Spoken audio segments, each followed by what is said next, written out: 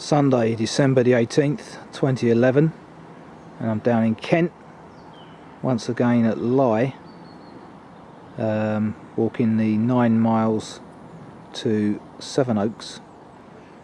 Obviously 3 days short of the shortest day, not a great deal of walking time left, probably for the next month either, so the walks are getting shorter. Don't like these short walks, but there you go, got to be done. At the minute it's a lovely cold, not too cold though, so it's about 3 degrees, winter's day, and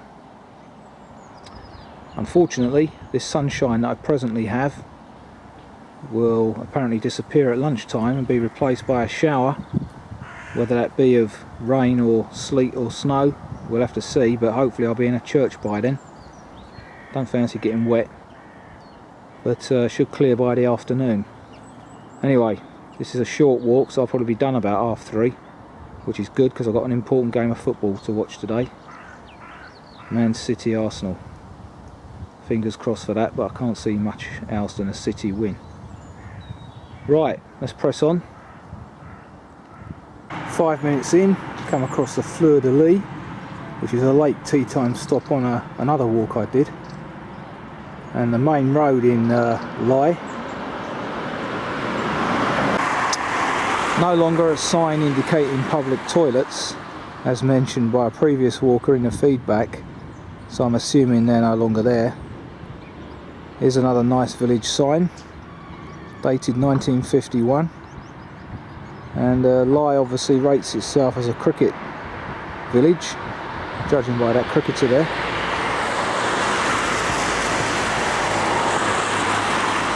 At the moment the cricket green's obviously given over to soccer.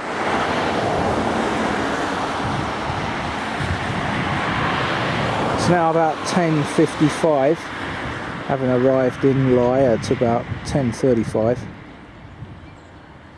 and there you go, confirmation of the time up there.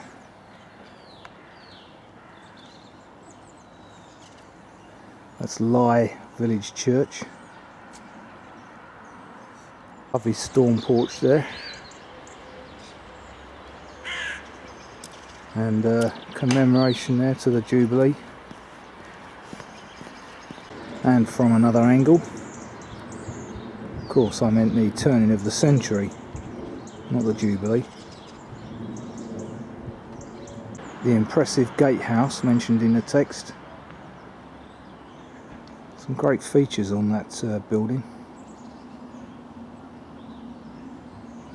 Unusual chimney pot.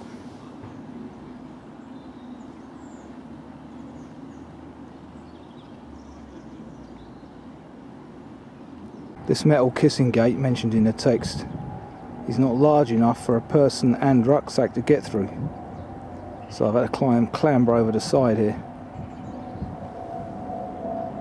St Mary's Church again. Unfortunately I've just seen one magpie, which does not bode well for the football later. Need to see a pair to counter that bad news.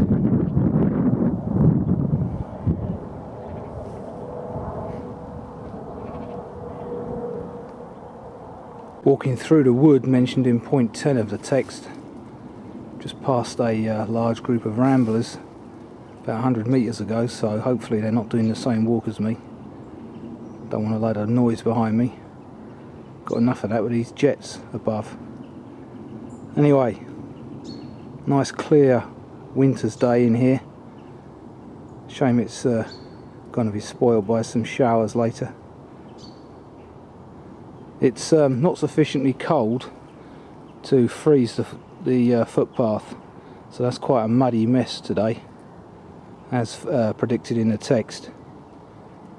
So the temperature's not freezing, I'd say it's somewhere 3 to 5 degrees. Cold enough for gloves though. Lots of the stiles mentioned in the text, as here in point 11, have been replaced by these gates. Oast house conversion, point 12 of the text. Sure we'll be seeing many more today as well. Just felt my first spot of rain. Point 13.14 of the text. At the beginning of 13 it suggests you go up to the right of the hedge and then end up crossing this stile. That's probably the official route, but it is equally possible, as you can see from the cottage at the bottom, to come up the right hand side of the hedge and end up at the same point, which is what I've done obviously. I think that's the more trodden route as well. Still a little bit of rain spitting, but fingers crossed that's all we get. Very quiet, still day today.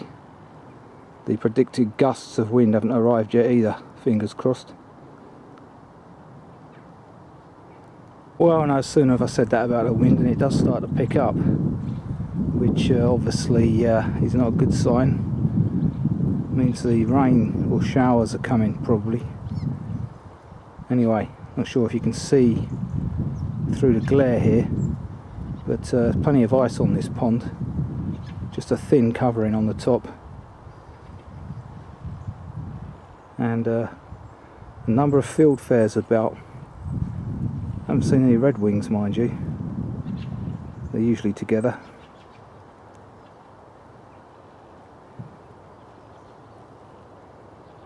Sun shines at the minute though.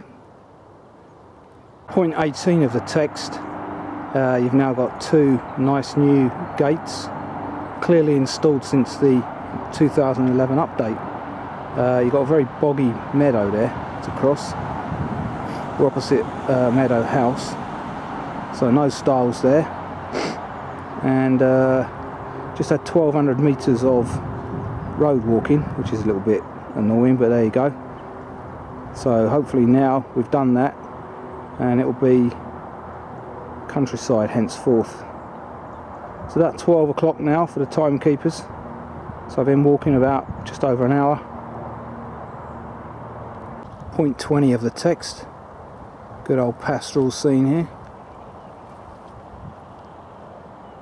Still hear the hum of the busy A21 in the background.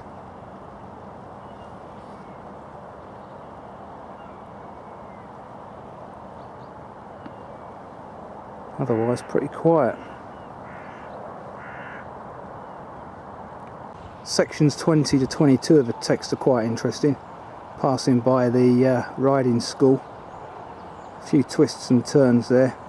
It's not evident that you're on the right path, especially as Bramble's house no longer seems to be marked. But it is that one there. They've got a couple of lovely little Yorkies that come to greet you. So assuming they're still alive when you walk past, you'll know you're on the right track. And I'm now on the road headed northwards. And it's around about this time that the weathermen forecast a few showers. So fingers crossed they're wrong. Guess that's an agricultural college, judging by the farm shop there. Clearly something attracting these starlings. It's the noisiest bird song I've heard all day. A cacophony.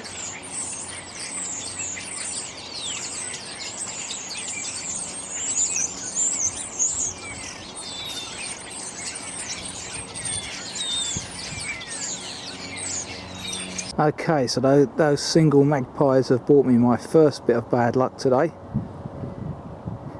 Point 25 of the text. There's no fence on the left anymore. Looks like it's been ploughed in, and I've got a 400 metre trek across a freshly ploughed field. Should be fun and games, especially on a damp day like today. Do need to see a pair of magpies. Wind's picking up as well, as you can probably hear. Still, no rain yet, thank you.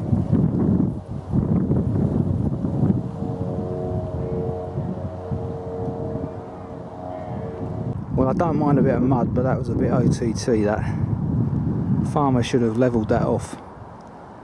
It's clearly the footpath as shown there. So why he hasn't done that, I don't know.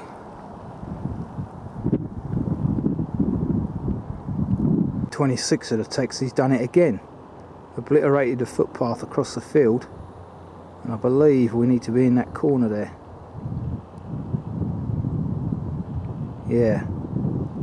So what I'm going to have to do is go around the edge of this field.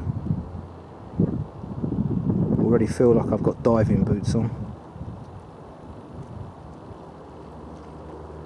I guess that's the culprit's house over there. Careful at point 26.7, it's easy to miss this stile and the little wooded area. Without that footpath being visible across the field, you need to keep your eyes peeled for this little gap in the woodland. I went sailing past it, but I found it now. The reason being is that I simply followed the line of overhead pylons above me here, these mini pylons. Henceforth the path is visible on the ground. Approaching the lunchtime stop at Underriver, and a view to the right from the avenue of trees mentioned in point 29 of the text.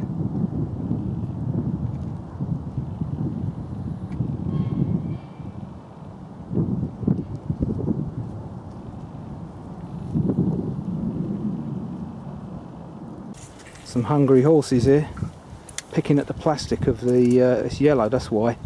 They're picking the plastic walking sign off its post. If they swallow that, ain't going to be too good. So here we are, St Margaret's Underriver, and as you can see, there's the time, just in time for lunch. See if I can find somewhere to eat in there now. No rain yet, but unfortunately Man United are one up at QPR. This is rather quaint. I shall have my, although there's a bench outside, it's a little bit warmer in here in the storm porch.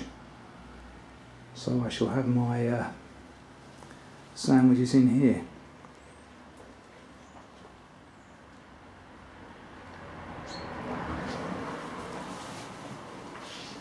Very festive.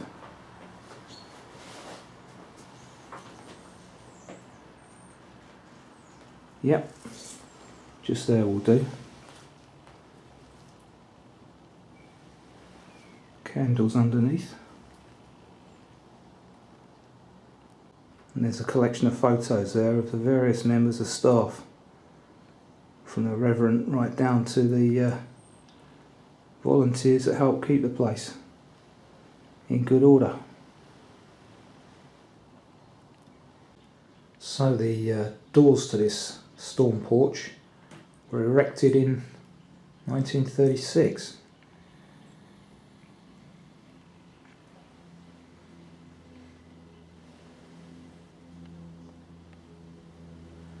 Anyway, it's 1:30. Lunch has now been had, and it's still pretty grey outside. So let's press on. The whole lich gate is a memorial to the people that died in the Great War, 1914-19. I don't know if you can see these names, but all across the names of people that fell. Lovely memorial.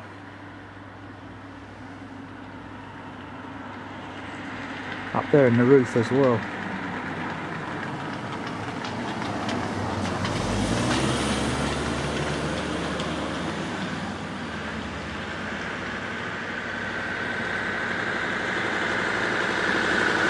Suggested lunchtime spot.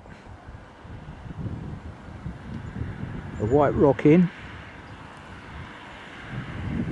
Very patriotic. Nicely located with a big garden at the back. Take note, ramblers have to use the other door.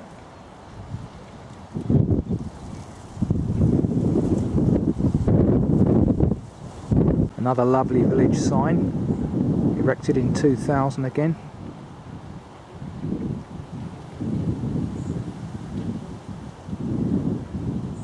Nice valley location down here at Underriver. Probably not called that name for no reason. Interesting collection of leaves there from that giant rhubarb plant, or whatever it is, outside Black Charles House here. Nice host house conversion here. Having just traipsed up this incredibly muddy and leafy mix. Point 32 of the text, you've got a couple of options which are pretty evident at the bottom of the hill. I chose to come up the original way, which is there, I believe, and there's a new route over here, which in fact seems muddier than the original, but there you go. Many years of people traipsing up and down this path created this gully, and also more recently horses as well, making it worse. Just at the point where we join the Greensand Way, you know, views we've seen before when I've walked down that route, but yeah, here we go.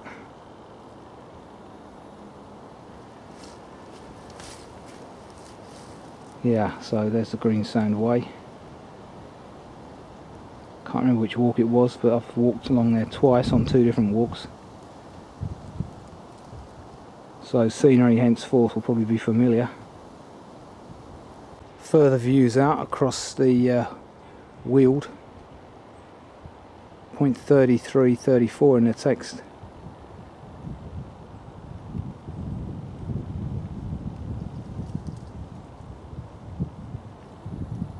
And over on my right there, I just see the remnants of a patch of snow. There you go, some very minor remnants, showing that we're at a height now. A couple of 100 metres up, I believe, as we approach the perimeter of Knole Park. Back in the grounds of Knole Park. And I've just noticed that Man United have won 2-0 at QPR, and I still haven't seen a pair of magpies. However, my luck's holding out regards the weather. Let's hope that extends to a result at the Etihad. Very grey and cold today. Still, that's a beauty of the English seasons, I guess. Now walking a part of Knole Park that I haven't previously walked, so I think the route I'm following now is probably the correct one, whereas in the past I've got out of this place more by luck than judgment. Not many people are around today, as you'd imagine. Not many of those parakeets either that are normally around. Must have all gone into London where it's warmer. Not many deer either. Probably again all huddled together somewhere in the woods. Get a little sneak preview here of Knole House. Not having walked down this side before, haven't previously seen the place. And as you can see, it's enrobed in sunshine, so the weather is still holding out. And the clock up there says 2:30. So on time.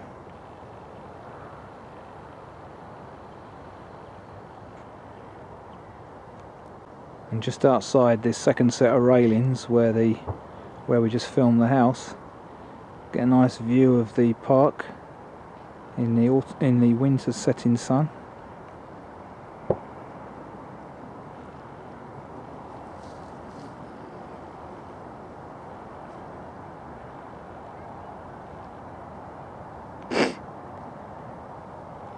Excuse my runny nose. Knole House from another angle.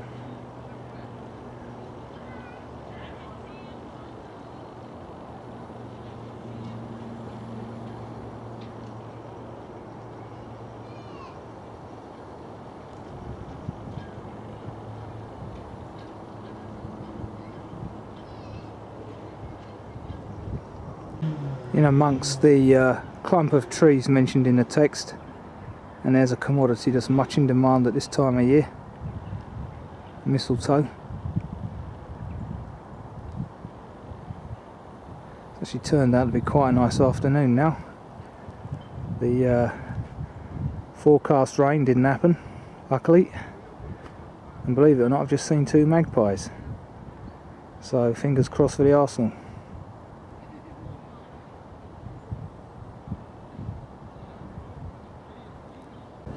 As you may be able to hear there in the distance, the old parakeets are still about. Amazing how they survive our cold climate. Really have adapted well.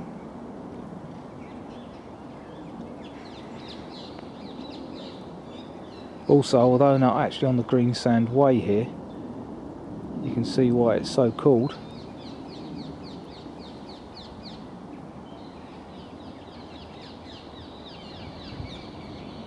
There, you can hear them now. I think something's attacking them.